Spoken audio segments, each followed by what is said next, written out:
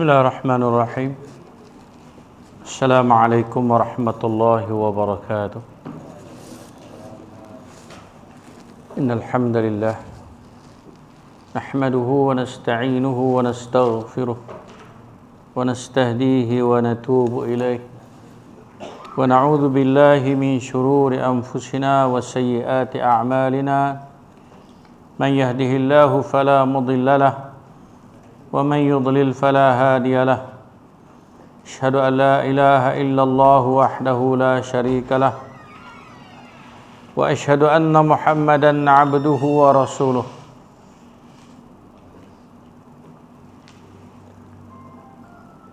اللهم صل على محمد وعلى آله وأصحابه ومن جاهد بجهاده واستنى بسنته واهتدى بهديه إلى يوم الدين.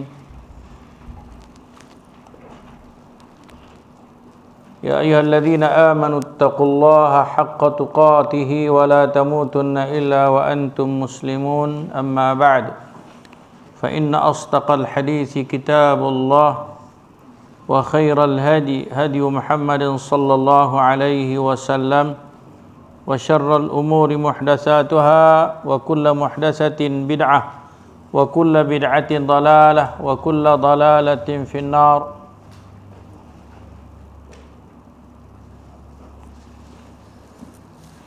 اللهم يا ربي لك الحمد كما ينبغي لوجهك الكريم وعظيم سلطانك. اللهم زدنا علما وارزقنا فهما. اللهم زدنا ولا تنقصنا واعطنا ولا تحرم علينا. اللهم اهدنا بهديك وانصرنا بعونك يا أرحم الراحمين. اللهم اختم لنا بحسن الخاتمة ولا تختم علينا بسوء الخاتمة. اللهم اختم لنا بحسن الخاتمة ولا تختم علينا بسوء الخاتمة. اللهم اختم لنا بحسن الخاتمة ولا تختم علينا بسوء الخاتمة. واجعل آخر كلامنا عند انتهاء آجالنا قول لا إله إلا الله وصلى الله على محمد والحمد لله وبعد. Muslimin dan muslimat, a'azani Allah wa iyyakum. InsyaAllah malam ni kita sambung kelas kita melalui kitab Talkhis atau peringkasan pengurusan jenazah, dan kita berada pada bab tanda-tanda husnul khatimah. Tanda-tanda husnul khatimah.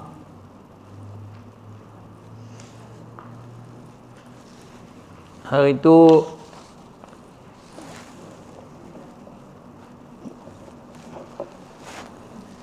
kita habis bab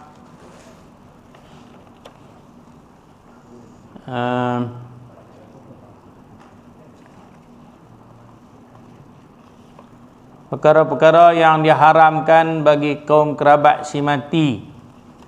Kemudian di antara yang diharamkan itu ialah mengumumkan kematian mungkin tanpa tuan-tuan sedari. Saya telah pergi dah kepada pengumuman yang dibolehkan tu, tapi saya tak baca lah dalam tu. Hak yang dalam tu sikit je, tuan-tuan boleh baca sendiri kot, kan? Asalnya hak saya bagi tu banyak lagi kata ni. Jadi kita terus pergi kepada tanda-tanda husnul khatimah. Okey. Hak yang 23, 24 tu tuan-tuan bacalah. Boleh noh insya-Allah. Tu ringkas ya. Kalau ada kemusykilan nanti tak apa beritahu. Kita pergi kepada tajuk besar. Sebab bahasa macam ajal kita tu tak jauh dah. Kan? Kita tak boleh duduk lambat sangat. Tuan-tuan dan puan, perkara pertama yang kita nak kena tahu dulu sebelum kita masuk tajuk ni, tentang apa husnul khatimah tu. Husnul khatimah tu apa dia? Yalah, Melayu kata husnul khatimah tu maknanya kesudahan yang elok. Maknanya mati dalam keadaan elok. No? Tapi saya nakalkan di sini perkataan seorang ulama besar. Dia kata laisal maqsudu min husnil khatimati an tamuta wa anta fil masjidi. Saya baca kat tuan-tuan. No? Nak jaga keaslian perkataan itu, jadi saya baca sekali yang Arab lah, tak ada masalah, sebab kita bukan nak perhabis kitab, kita nak faham apa yang kita mengaji. Kata Syekh Uthaymin, kata laisal maqsudu min husnil khatimah, bukanlah makna husnul khatimah itu antamuta wa anta fil masjid, kamu mati ketika kamu duduk di masjid. Mat, semua kita duduk berulang mari masjid pun kalau mati di masjid, bukanlah makna kata dia tu dah dapat husnul khatimah. Tapi baguslah kalau mati di masjid, baguslah daripada mati di tempat-tempat yang tak elok, sebab masjid ni tempat yang elok. Tapi bukanlah satu jaminan orang yang mati di masjid tu kata husnul khatimah dah. Ini perkataan Syekh yang saya nakalkan. Ketak kalau dah. Kau nak maya berubah dah muka. Gitulah keadaan dia ni. Saya nakalkan perkataan ulama besar ni. Au ala sajadati salah, ataupun kamu mati dalam atas tikar sembahyang. Tapi baguslah. Kan? Tapi bukan ia adalah tanda-tanda orang tu dah bagus. Nanti kita baca lagi habis dulu. Au tamutu wal mushafu baina yadaik, ataupun kamu mati dalam keadaan mushaf, Quran duduk di tangan, duduk pegang Quran. Bukan lagi. Pasal apa? Sebab dia kata faqad mata khairul bariyah sallallahu alaihi wasallam wa huwa ala firasyih. Nabi kita sallallahu alaihi wasallam merupakan sebaik-baik manusia, tapi dia mati di atas katil. Awak kita nak kata tak elok kan? Nampak tak? Lagi dia kata wa mata Siddiq radhiyallahu anhu wa huwa ala firasyih, dan Abu Bakar As-Siddiq juga mati di atas katil dia. Yang mati di masjid dah Umar, kena tikam. Tak apalah. Tapi dia nak abang kata bukanlah maknanya orang mati di masjid, orang mati tak sambil sujud, orang mati tak tikam sejadah, orang mati pegang Quran, belum tentu lagi boleh kita katakan dia tu husnul khatimah. Dan yang second sekali dia kata wa mata Khalid bin Walid radhiyallahu anhu wa huwa ala firashihi, dan Khalid bin Al-Walid juga mati di atas katil, sedangkan dia telah menempuh lebih daripada 100 peperangan dan tak ada pun peperangan yang dia kalah. Tapi dia tak mati di medan perang.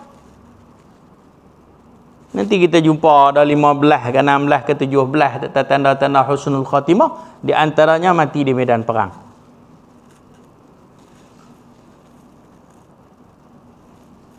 Ya, kita nak kata Khalid ni mati dia tak husnul khatimah ke? Itu pernyataan dia.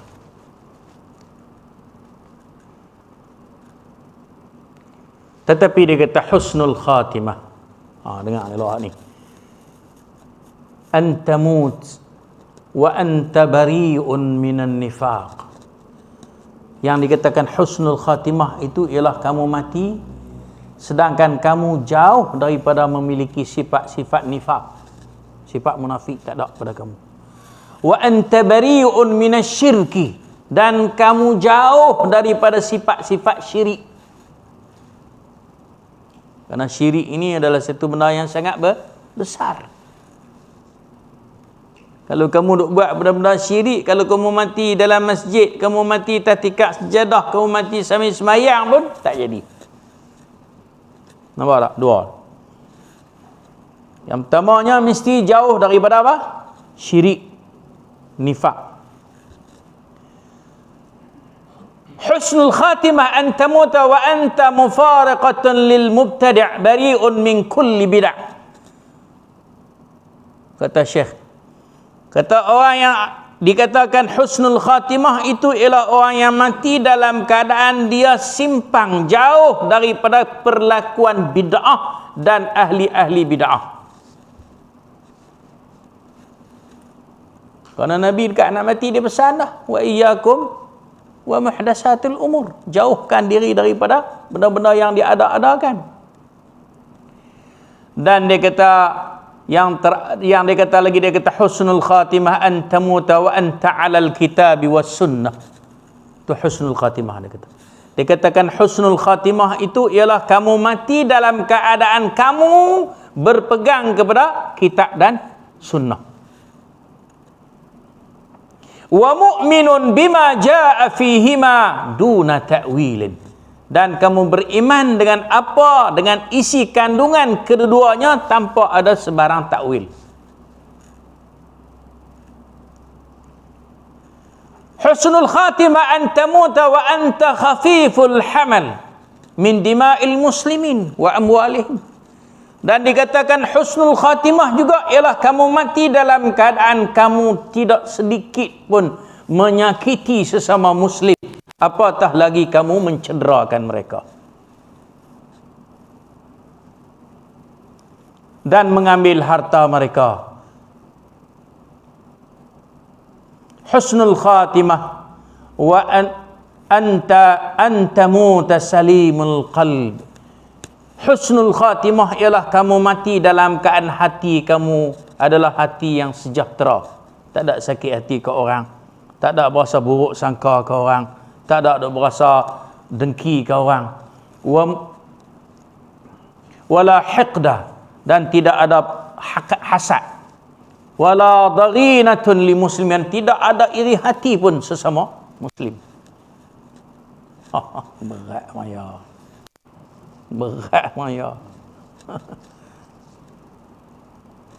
Husnul khatimah an tusalli khamsaka fi waqtiha ma'al jamaah. Husnul khatimah ialah kamu salat 5 waktu kamu pada salat 5 waktu pada masanya dan juga secara berjamaah. Liman lahum haqqul jamaah, bagi mereka yang berkewajipan melakukan secara berjamaah. Wa tuaddi ma iftaradahu Allahu alaik, dan kamu menunaikan apa yang Allah Ta'ala bertanggungjawabkan ke atas kamu. Itu husnul khatimah. Ke mana Maya? Mendengung kita Maya, jauh.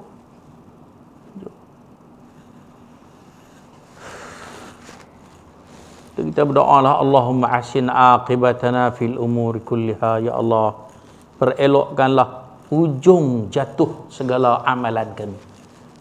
Kalau kadang kita rajin buat amal pun, tapi akhir sekali ada padanya riak jahanam.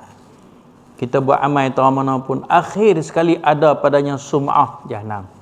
Kita buat amal terang mana pun, akhirnya ada padanya ujub jahanam. Kena jaga elok. Maknanya bayar sikit pun tak boleh berbangga dengan segala kerja buat kita. Nak bangga apa ya? Kalau Allah tak bagi kita taubat, tak boleh buat. Habis, itu perkataan yang saya nakalkan daripada seorang ulama besar, Syekh Utsaimin rahimahullah. Mari kita tengok kitab kita.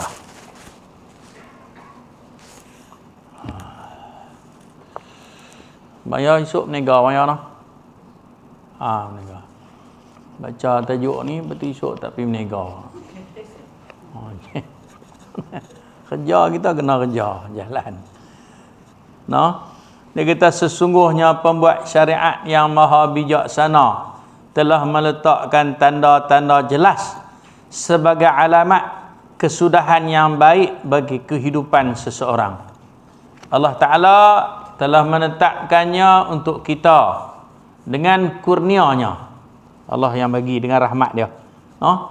Maka sesiapa sahaja yang meninggal dunia dengan salah satunya yang kita akan baca ni, ada 16 ke 17 ada, nescaya itu ialah berita gembira untuknya.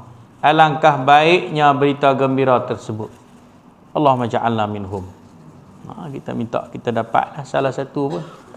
Nah, yang pertama, antara tanda-tanda husnul khatimah yang pertamanya ialah mengucap syahadah ketika hendak mati.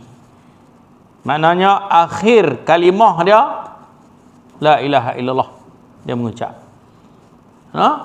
Karena terdapat di sana sejumlah hadis berkenaannya yang disebutkan dalam kitab asal. Antaranya ialah sabda Nabi sallallahu alaihi wasallam dalam hadis yang sahih. Man kana akhiru kalamihi la ilaha illallah dakhala al-jannah. Hadis ini adalah hadis yang sahih. Di sini disebut riwayat Abi Daud, dan ada di sana hadis ini juga diriwayatkan oleh imam-imam hadis yang lain. Contohnya hadis yang panjang daripada hadis ini ialah laqinu mautakum la ilaha illallah fa innahu man kana akhiru kalamihi la ilaha illallah dakhala al-jannah. Yang sebelum ni pun kita dah jumpa dah. Hadis riwayat Muslim tak silap saya. Mana ajarlah orang yang nak mati kamu itu la ilaha illallah. Pasal apa? Sebab dia kata barang siapa ucapan terakhir kalimahnya la ilaha illallah, maka dia masuk syurga. Maknanya orang yang mati, sebelum dia mati dia sebut la ilaha illallah, kita kata apa? Itu adalah berita gembira. Sebab itu bila orang nak mati, kita tak sah duk sebut benda lain. Kita sebut ke dia apa? La ilaha illallah saja. Hak tu saja. Sebab kalau cara dia boleh kata la ilaha illallah, habis dah. Ingat tak seorang Yahudi tu ni? Kan? Yahudi yang pemuda Yahudi yang Nabi suruh dia kata la ilaha illallah, kemudian dia tengok pak dia kata apa? Ata' Abul Qasim, hang ikut apa kata Muhammad. Kan? Lepas tu dia apa kata la ilaha illallah, Nabi pun pergi habaq kat kawan-kawan dia kata, tolong urus jenazah saudara kita. Maknanya dia asal Yahudi, tapi dengan ucapan la ilaha illallah sembahyang bedak lagi. Husnul khatimah, apa lagi kita, kan? Apa lagi orang mukmin, kan? Dan di sana juga hadis yang diriwayatkan oleh Muaz bin Jabal. Tak ada dalam kitab, tuan-tuan. Ada juga hadis yang menyokong hadis ini, riwayat daripada Muaz bin Jabal.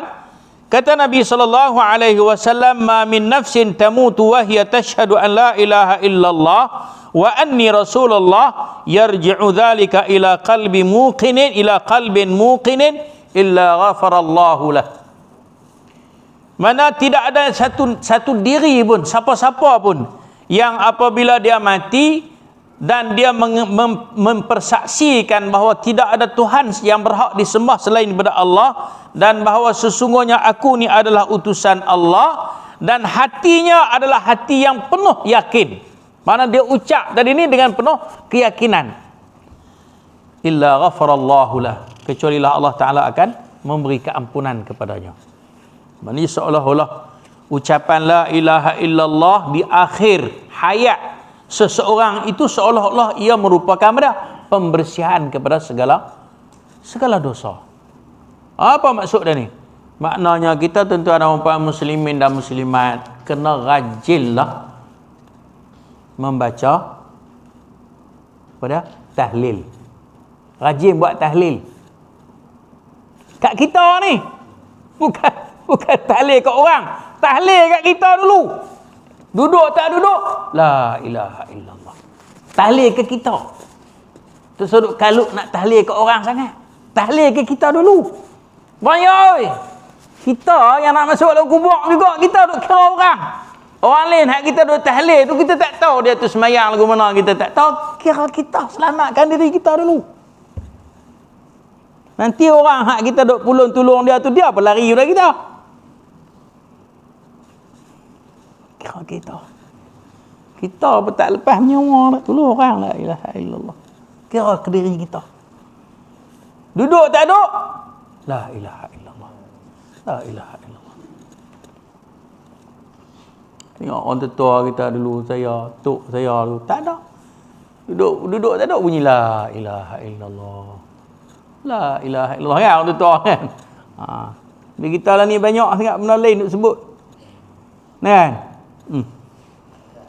Ya dah. Kalau kek PM 10, kek PM 10. Duk kacau orang pergi ke depa. PM 10 PM. Itu PM tepi ni PM 10 pula. Duk kacau tu tak suruh kacau tu pergi selesai dah. Saya habaq dah itu kita kerja kita apa? Selesai, habis. Nak jadi lagu mana? Kalau kita duduklah kita. Tak sah. Buang masa. Urusan kita. Nak mati dah banyak. Teringat nampak guna. Hadis banyak berkenaan dengan kesudahan yang baik bagi orang yang mengucap la ilaha illallah ni, sangat banyak hadis. Hadis yang lain juga ada, inni la a'lamu kalimatan la yaquluha 'abdun 'inda mautihi illa asyraqa laha launuhu wa naffasa Allahu anhu kurbatah. Ini juga hadis yang menyokong. Ucapan la ilaha illallah merupakan ucapan yang membuktikan eloknya kematian seseorang. Sesungguhnya kata Umar, Talhah bin Ubaidillah. Talhah kata, dialog dia dengan Umar. Akhir sekali dia kata, aku mendengar Rasulullah SAW telah bersabda, sesungguhnya aku mengetahui satu kalimah yang tidaklah seorang hamba mengucapkannya saat kematiannya, melainkan dia akan tampak cerah. Maknanya masa depan dia. Dan Allah pun akan menghilangkan kegusarannya. Dia mati dalam keadaan clear, ceria, dan Allah pun tak bagi kebimbangan kepadanya nak memikir tentang masa depan dia di akhirat. Kalimah apa? La ilaha illallah. Kalimah la ilaha illallah.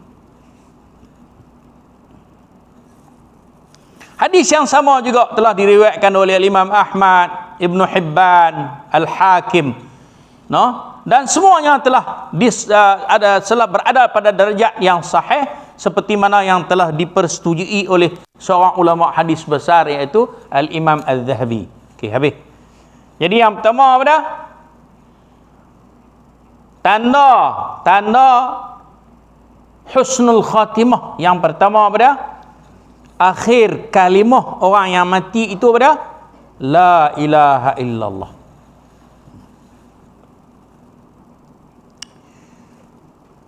Tak apa hati lagi saya sebut. Di sana ada juga Nabi SAW sebut, kata wa in zana wa in saraqa. Walaupun dia pernah berzina, walaupun dia pernah mencuri, dia akan masuk syurga, tapi kena siksa dululah. Siksa apa? Kalau Allah Ta'ala nak siksa lah, siksa atas dosa dia tadilah. Abu Dzar, tak silap saya yang riwayat hadis tu, Abu Dzar dia tak puas hati, dia kata wa in zana wa in saraqa. Kalau dia mencuri, dia berzina, macam mana Rasulullah?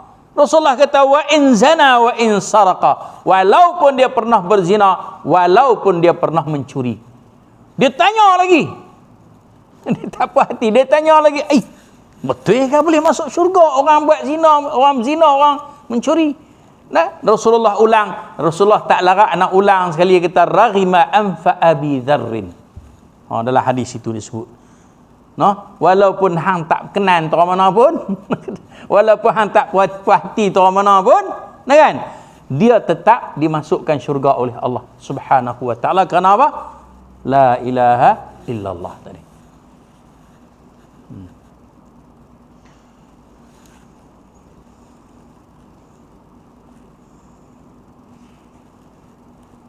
Bernilai sangatlah tuan-tuan.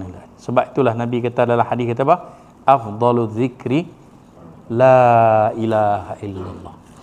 Sebaik-baik zikir ialah sebutan la ilaha illallah. Sebutlah. Kita janganlah tak sebut hak lain. Nah, sebutlah la ilaha illallah. Jangan duk sebut hak lain. Kebung apa kan? Sebut la ilaha illallah tu. Latah apa pun, la ilaha illallah. Terkejut apa pun, buah nyok luruh ke apa ke, la ilaha illallah.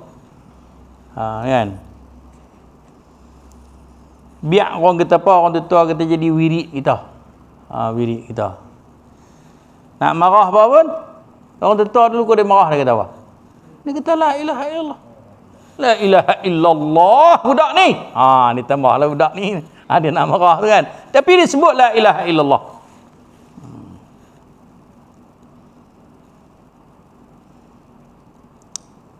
Satu. Yang kedua. Mati dengan keadaan berpeluh di dahi. Balik tabak baja, tak peluh apa. Tabak baja tu dia peluh baju peluh badan. Ni peluh di dahi. Peluh di dahi. Dia konsep dia tak silap saya. Peluh di dahi ni dia datang daripada dalam. Kesukaran dalaman. Kalau hak peluh hak kat luar tu basah baju tu dia rang. Lebih kepada rang kan. Macam mana Nabi SAW dalam satu riwayat yang sahih dikatakan bahawa Nabi menerima wahyu di musim sejuk. Kalau musim sejuk ni memang susahlah nak keluar peluh. Kan? Nabi menerima wahyu di atas unta di musim sejuk, tetapi dainya terpercik peluh. Fa inna jabinahu tatafattaru araqan. Kata dai dia tu terpercik peluh. Pasal apa? Menanggung bebanan wahyu tadi ni. Tu kata dalaman tu. Dalaman. Roh nak keluar maya. Allahu Akbar, kena selumak sikit pun berjerit reyuh habis tok nenek moyang kita panggil. Orang nak buang selumak di masuk laisi tu kan. Mak pak oi. Hak ni roh. Berdasarkan hadis Buraidah bin Khusayb annahu kana bi Khurasan fa'ada akhan lahu wa huwa maridun fawajadahu bil mauti wa idha huwa ya'raqu jabinuh faqala Allahu akbar sami'tu Rasulullah sallallahu alaihi wasallam yaqul mautul mu'mini bi'araqil jabin. Sewaktu di Khurasan dia pergi menziarahi ni sahabat Buraidah. Waktu dia pergi Khurasan ni kot belah Persi Rom kot ni lah. Dia pergi menziarahi saudaranya yang sedang sakit. Lalu dia dapati saudaranya meninggal dunia dalam keadaan dainya berpeluh. Nampak tak? Garis hitam tu senang kita nak cari nanti. Lalu dia pun berkata Allahu Akbar. Mana dia mengagungkan Allah, membesarkan Allah. Bukan sopa kita kan tengok hak pelak ke, woi buat kalut begitu. Tak boleh lah. Sebut nama Allah. Allahu Akbar. Besarkan Allah. Nun. Kita duk buat heran begitu. Sebut nama Allah, agungkan Allah. Subhanallah. Sebut begitu. Allahu Akbar. Kan? Boleh setak ikan puyuh besar, mak oi, bukan mak oi. Allahu Akbar, sebut begitu. Subhanallah, sebut begitu. Masya Allah, bukan mak oi. Setak boleh ikan puyuh besar betih ke mak oi. Kan? Kenyang 3 hari. Tu. Dia kata apa? Allahu Akbar. Aku pernah dengar Rasulullah sallallahu alaihi wasallam bersabda, kematian seorang mukmin adalah dengan berpeluh di dahi. Ini dalil. Hadis ini diriwayatkan oleh Imam Ahmad. dengan riwayat yang sahih.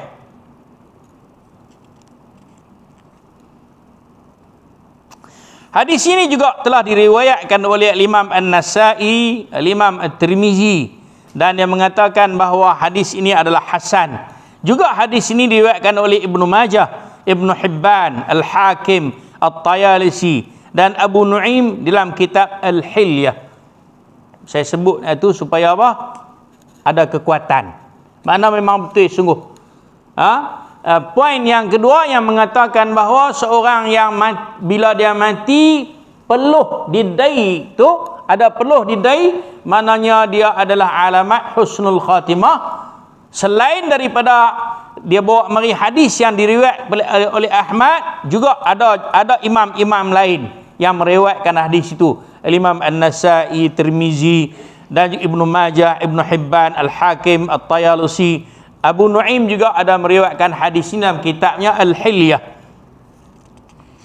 Dan Al-Imam Al-Hakim mengatakan hadis ini adalah hadis yang sahih menurut syarat-syarat Al-Imam Muslim, dan telah dipersetujui oleh Al-Imam Al-Zahabi. Ringkasnya, hadis yang diriwayatkan tentang husnul khatimah bagi orang yang apabila mati ada peluh di dai adalah hadis yang sahih.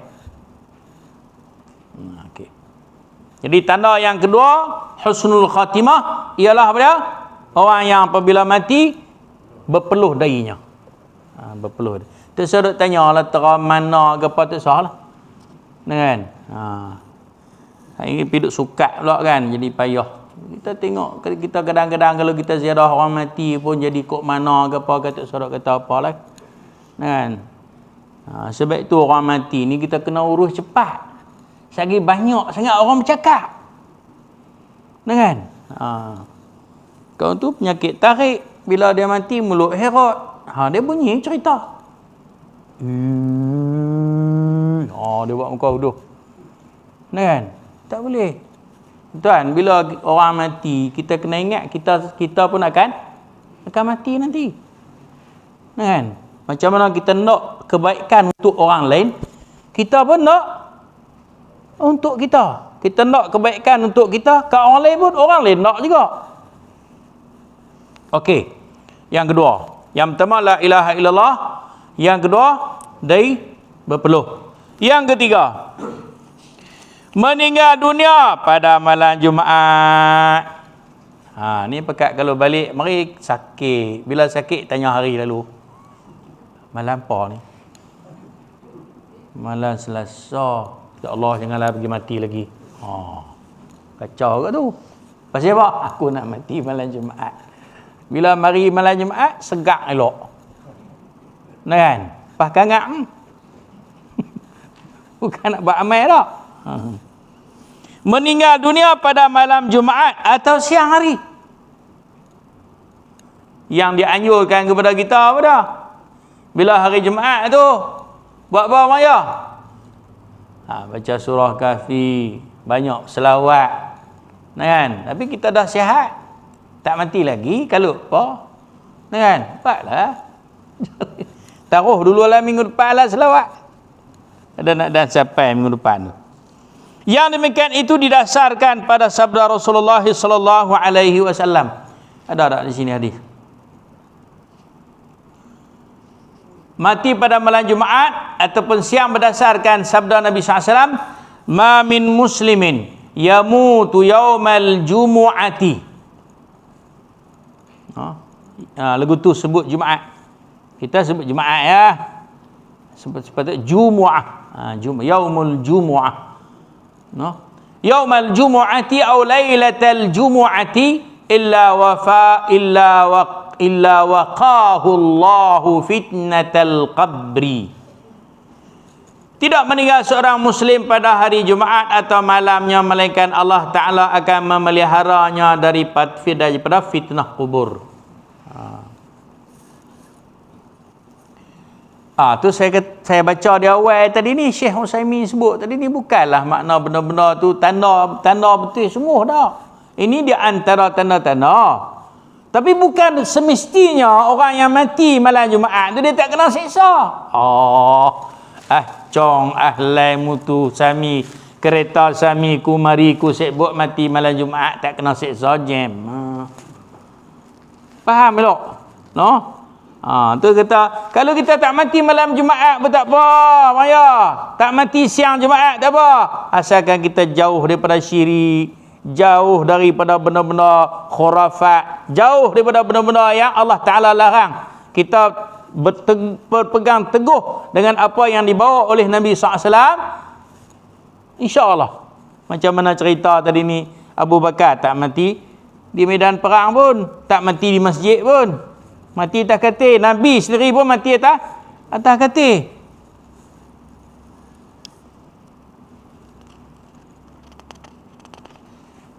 Tapi kalau orang tu mati malam Jumaat tu, maknanya kita bolehlah katakan dia telah mendapat husnul khatimah. Kat itulah maknanya kita doa kebaikan untuk dia. Alhamdulillah, moga-moga Allah bagi kebaikan kepadanya mati malam Jumaat. Betul lah, kan, macam itulah. Hadis ini juga telah diriwayatkan oleh Imam Ahmad, juga Imam Tirmizi. Maknanya hadis ni ada syawahid dia, ada penyokong-penyokong dia. Dan hadis ini juga telah diriwayatkan oleh Imam Tirmizi melalui jalan Anas daripada Jabir bin Abdullah, dan dikatakan bahawa hadis ini hasan sahih. Yang ketiga apa dia? Mati malam atau siang Jumaat. Sangkut dengan Jumaat. Jangan salah anggap pula ada orang dia nak buat ibadat ni dia tunggu Jumaat. Tu bersatu haru. Kan? Tunggu Jumaat baru buat ibadat, nak buat kenuri apa hari Jumaat, nak sedekah apa hari Jumaat. Kan? Kita tengok di sana ada hari yang baik juga. Di sana Nabi SAW sebut pada hari yang dibukakan pintu syurga hari apa? Isnin dan Khamis. Sebab tu Nabi suka puasa Isnin dan Khamis. Sebab Nabi suka Allah Ta'ala angkatkan amalan dia ketika dia berpuasa. Kita duk tunggu hari Jumaat ni. Hari Jumaat baru nak baca Quran, hari Jumaat baru nak mari masjid. Ni kan? Kalau orang lelaki memang kena mari masjid dah hari Jumaat kan. Aku kalau kata aku tak pergi Jumaat. Kacau juga. Tapi bukanlah maknanya kita buat ibadat pada hari-hari tertentu tak. Kita kena sentiasa, setiap waktu dan ketika buat amal. Sebab kita tak tahu apa dah bila nak mati. Yang keempat, mati syahid di medan perang Pulau Medan ni. Perang siapa kan? Kita lah ni. Ada orang yang mati ketika perang, kan? Itu juga tanda-tanda husnul khatimah. Kan? Bahkan Allah Subhanahu wa taala menyebut wala tahsabanna alladhina qutilu fi sabilillahi amwata bal ahya. Ni ada ni. ولا تحسبن الذين قتلوا في سبيل الله أمواتا بل أحياء عند ربهم يرزقون فرحين بما آتاهم الله من فضله ويستبشرون بالذين لم يلحقوا بهم من خلفهم ألا خوف عليهم ولا هم يحزنون يستبشرون بنعمة من الله وفضل وأن الله لا يضيع أجر المؤمنين. Janganlah kamu dan janganlah sekali-kali kamu menyangka bahawa orang yang terbunuh di jalan Allah itu mati. Sebenarnya mereka tidak mati. Bahkan mereka hidup secara istimewa di sisi Tuhan mereka, lagi dikurniakan rezeki.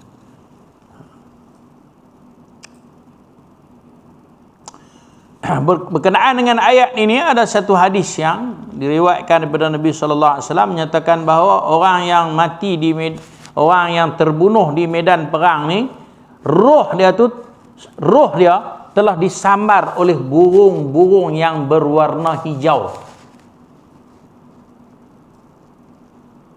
tangkap roh dia, terus bawa pergi ke syurga, bawa berjalan syurga. Hadis yang sahih sebut. Lepas tu dia minta, hadis tu disebut dia minta kepada Allah Ta'ala nak hidup lain. Pasal apa? Nak perang supaya mati boleh masuk pula. Kemudian nak hidup pula, perang mati terbunuh masuk pula. Tahu tu. Tidak, kita takut. Kita takut nak perangan. Mereka bersuka cita dengan kurniaan Allah. Tu. Yang telah dilimpahkan kepada mereka. Dan mereka bergembira dengan berita baik mengenai saudara-saudara mereka yang sedang berjuang, yang masih tinggal di belakang, yang belum mati dan belum sampai kepada mereka. Tak sampai kepada mereka lagi. Tak sampai ke alam mereka lagi. Mereka sudah duduk di alam lain dah. Kan? Iaitu tidak ada kebimbangan daripada berlakunya kejadian yang tidak baik terhadap mereka, dan mereka pula tidak akan berduka cita. Sonok. Kita yang duduk di alam dunia ni, kita sonok cara dunia kita lah. Dunia yang bersifat sementara. Kan? Mereka bergembira dengan balasan nikmat daripada Allah dan limpah kurnianya, dan ingatlah bahawa Allah tidak menghilangkan pahala orang-orang yang beriman. Dan ini memerlukan keyakinan lah. Dalam satu hadis Nabi SAW bersabda, li syahid, ada kat tuan-tuan kan, li syahid indallahi sittu khisalin yaghfiru lahu fi awwali duf'atin min dami. Satu. Wa yura maq'adahu minal jannah. Dua. Wa yujaru min adzabil qabri. Tiga.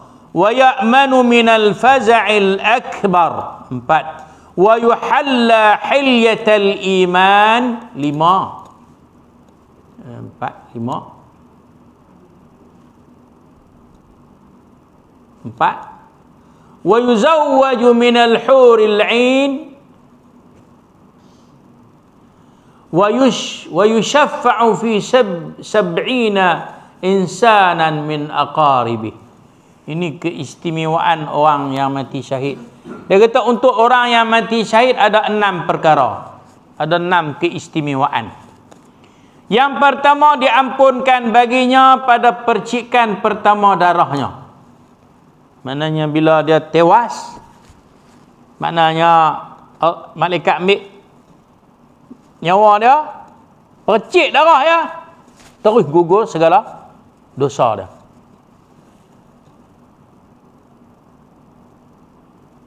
Yang kedua, diperlihatkan tempat duduknya di dalam syurga. Nampak siap dah. Kemudian dipelihara daripada azab kubur. Nak kena azab kubur ni pula. Dah terus pergi masuk syurga dah. Diamankan daripada ketakutan yang paling dahsyat pada hari kiamat. Allahu Akbar. Dia sebut lagu tu noh. Kiamat ni dahsyat. Tak dahsyat apa dalam surah Al-Hajj Allah sebut apa? Orang yang mengandung gugur, orang yang duk pegang anak, lepak habis anak. Dan orang semua jadi mabuk habis. Allah kata bukan mabuk, tapi azab Allah. Dipakaikan dengan perhiasan keimanan. Allahu Akbar. Dikawinkan dengan bidadari yang bermata jelita. Dan diberi syafaat kepada 70 orang daripada kalangan kaum kerabatnya. Sebab itu ada seorang sahabat Nabi nama dia Khansa. Seorang sahabat Nabi perempuan nama dia Khansa. Dia ada anak 3 orang, jantan semua anak dia. Semua dia hantar pergi perang. Mati seorang orang balik abang, dia kata anak hang mati, dia senyum. Kalau kita habislah anak aku, tak ada siapa lah nak budu. Tak ada siapa dia ada nak tolong aku. Pasal kita nampak lagu lain. Dia nampak lagu lain. Tiga orang selesai. Dan dia kata apa? Kullu musibatin dunaka hayyinun ya Rasulullah. Semua musibah selain menimpa kamu ringan. Kalau musibah tu kena pada kamu, wahai Rasulullah, berat masalah. Dia kasih kepada Rasulullah lebih ke orang lain. Berapa dah? 4. Ulang balik. Pasal Lucien bunyi dah. Ulang balik. Kita berdoa lah kepada Allah Ta'ala. Kalau kita tak doa dengan khusus pun, kita doa dengan doa yang Nabi ajak kita. Allahumma khtim lana bihusnil khatimah. Tiap-tiap kali sujud. Tiap-tiap kali sujud kita doa dengan doa tu. Apa dia yang pertama mengucap? Pastikan. Maknanya kena besarlah lidah kita tu. Daripada la ni. La ilaha illallah, tak bertinah. Yang kedua, peluh diri. Yang ketiga, hari Jumaat. Yang keempat, syahid di medan perang. Syahid di medan perang. Allahu Akbar. Allahumma inna nas'aluka ridhaka wal jannah wa na'udzubika min sakhatika wan nar. Allahumma khtim lana bihusnil khatimah wa la takhtim alaina bisu'il khatimah. Wa sallallahu ala Muhammad walhamdulillahi rabbil alamin.